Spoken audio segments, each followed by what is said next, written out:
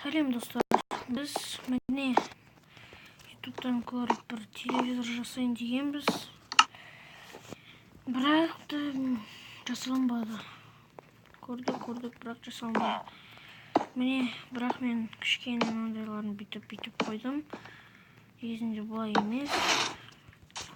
Міне новости көрейін дегенбіз, бірақ негізінде бұлай емес. Бірақ мен жасай алмадым. Сосын міне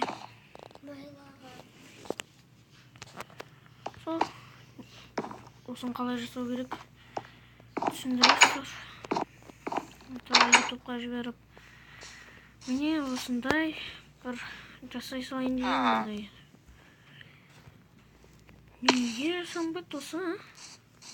Жасап жасалмайды.